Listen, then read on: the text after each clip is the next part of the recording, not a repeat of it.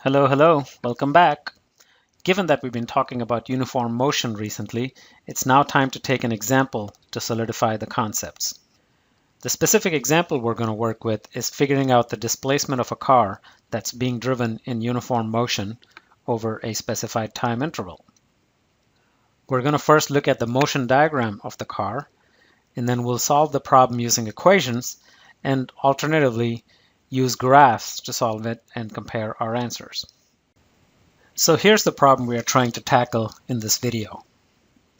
The question states that a car is being driven in cruise control at 65 miles per hour towards the west on a straight highway, and it's asking us what the car's displacement is over a time period of 20 seconds.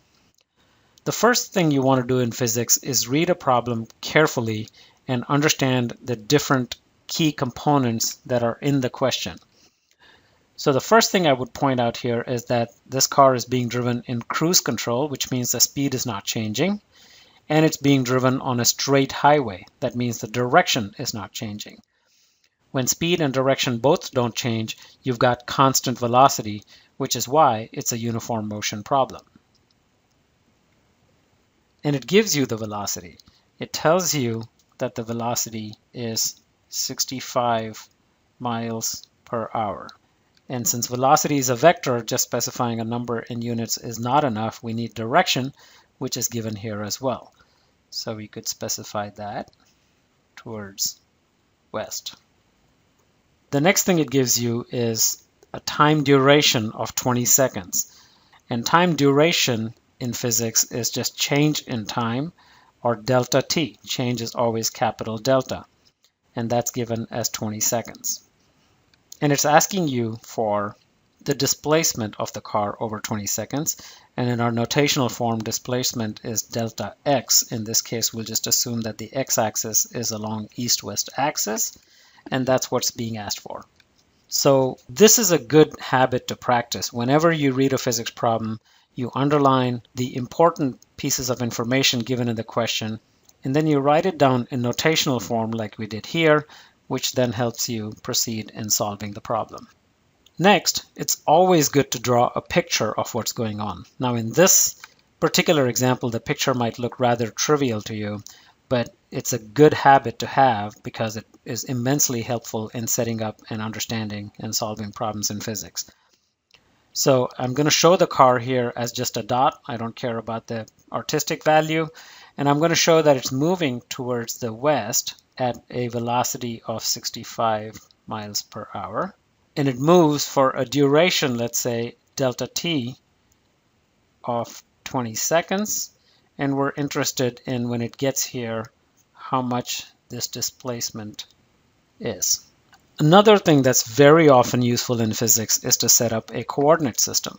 So in this case, we're free to choose any coordinate system, but I'm going to stick with the standard notation of the horizontal axis being the x-axis. So we'll set up x-axis like this, and we'll say that towards the right is east and towards the left is west.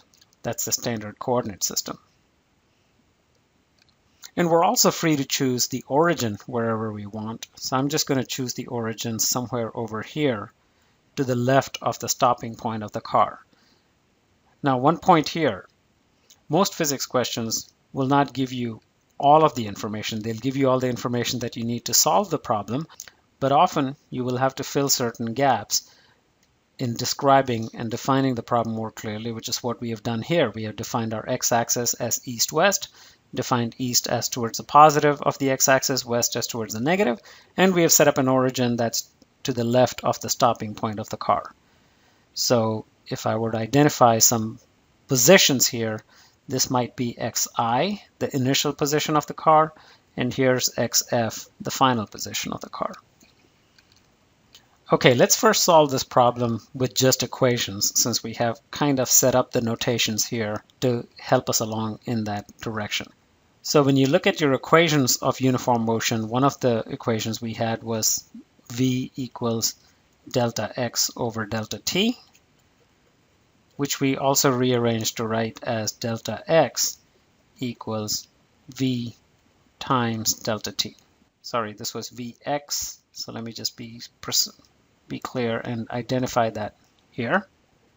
And in our coordinate system that we just adopted, this velocity is going in the left direction, which is towards the negative x-axis. So the Vx is minus 65 miles per hour in this case. And my delta t is 20 seconds. Once I get this far and I've understood and set things up properly, then and only then I should start substituting the values into the equation. One of the urges a lot of students have with physics is to look at a question and immediately look for an equation that they can plug things into, and that often leads you in the wrong direction. So this process of understanding the problem and setting it up correctly with the right notations and all of that is crucial before we look for equations to plug in. So now that I have gotten this far, this equation here is the one I want to calculate delta x. So I can now use this and say delta x equals minus 65 miles per hour. I'm going to write it like this, times 20 seconds. Now here I get stuck a little bit. I've got miles here, I've got hours here, and I got seconds here. So hours and seconds don't cancel each other. Secondly, let's say this problem asked for the displacement in SI units, standard international units, which for displacement would be meters, and I have miles here. So I've got some unit conversion to handle before I can solve this problem. You know how to convert speed from miles per hour to meters per second, so I won't go over that again, but you might verify for yourself by pausing this video that 65 miles per hour converts to 29.1 meters per second.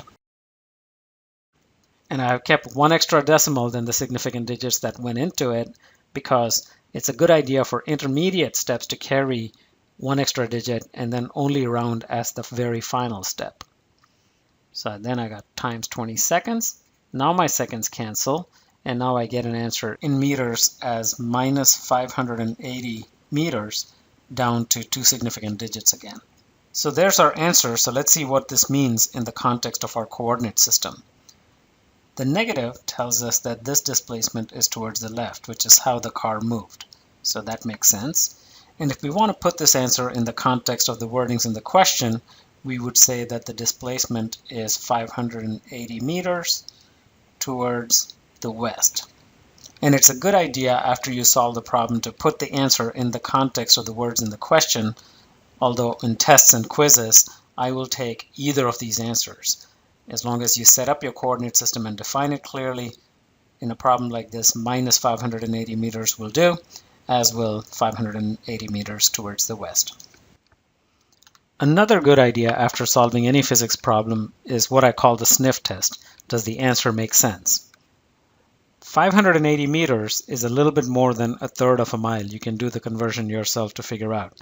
So in familiar units, this car would have gone a little more than a third of a mile in that 20-second duration, which makes sense. At a speed of 65 miles per hour, you would go a little bit more than a mile per minute. So in a third of a minute, a little bit more than a third of a mile does make sense. Next, let's see if we can make sense of this problem in a graphical manner. So I'm going to plot the velocity versus time graph for this car. So I've got velocity on the y-axis and time on the x-axis. And in this case, my velocity was constant, so a flat horizontal line, at a value of minus 29 meters per second. So I got minus 29 right here at this blue line. And let's say my 20-second duration started at this time here and ended at this time here. I don't care what these values are. The important thing is the difference here, delta t, equals 20 seconds. And as we discussed before, displacement in a velocity time graph is the area between the plot and the x-axis. So in this case, that area would be this rectangle here. And because it's below the x-axis, this area would be negative. The area of this rectangle is simply the height times the width. So our delta x obtained graphically would be the height of minus 29 meters per second times the width of 20 seconds. And once the seconds cancel, we would get minus 580 meters. So we get the same answer as we got before from an equation standpoint, graphically as well. And lastly, if we look at the motion diagram of this car, it would look something like this. Remember, motion diagram shows positions at equal intervals of time, and because this is going at the same velocity, it's going to have an equal uniform spacing between each dot.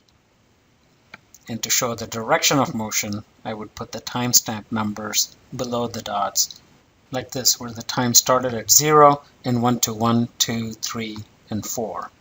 And if this corresponded to the entire 20-second duration, each of these time intervals would correspond to 5 seconds of time. So in this slice of physics, we got some good practice working with uniform motion problems. We took the example of a car moving in cruise control in the same direction and solved for displacement using equations and graphically, and finally looked at its motion diagram. Thanks for watching.